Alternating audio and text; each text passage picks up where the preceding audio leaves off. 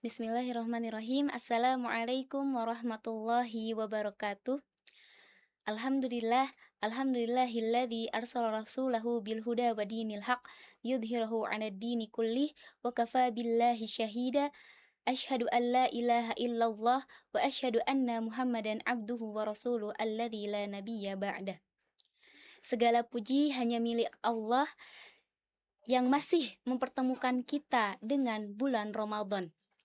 Bulan yang penuh rahmat, penuh ampunan, dan juga keberkahan.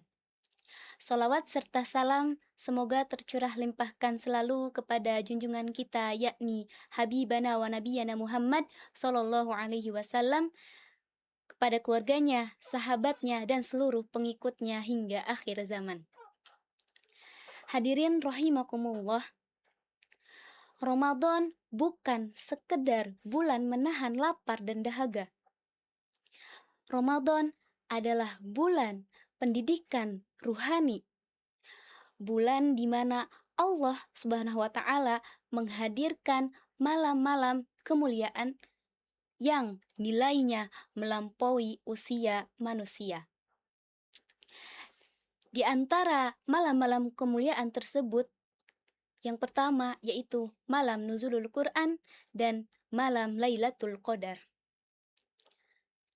Hadirin rahimakumullah, malam nuzulul Quran mengingatkan kita kepada peristiwa agung, yakni ketika turunnya Al-Quran sebagai petunjuk bagi hidup umat manusia. Al-Quran bukan hanya untuk dibaca, tetapi untuk dipahami, dihayati, sampai dengan diamalkan. Seringkali kita rajin membaca Al-Quran di bulan Ramadan, namun kita lupa bertanya kepada diri kita, apakah Al-Quran sudah mengubah sikap, akhlak, dan cara pandang hidup kita?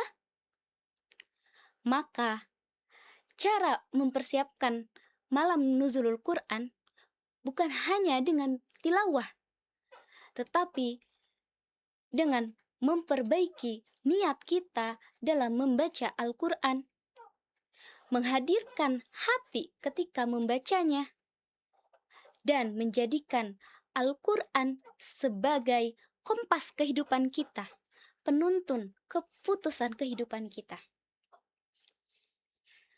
Hadirin rahimakumullah,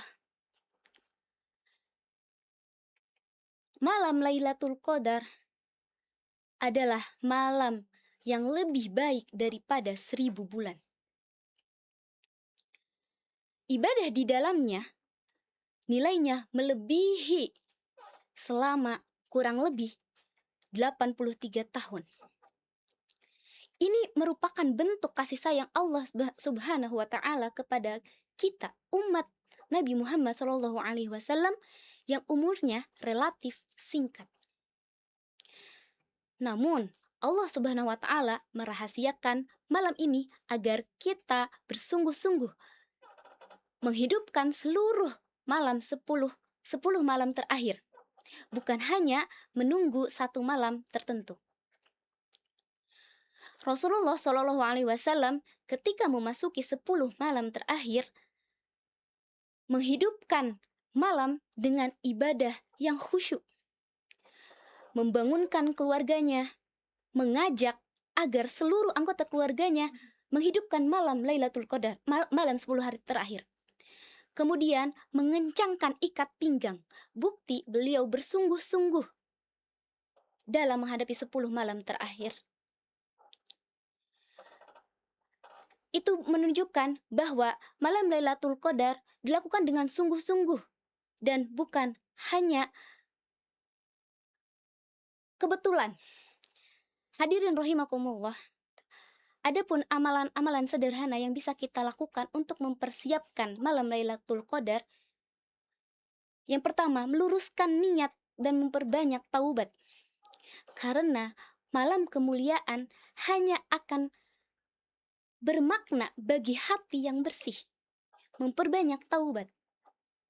Yang kedua, menghidupkan malam dengan sholat, doa, dan istighfar.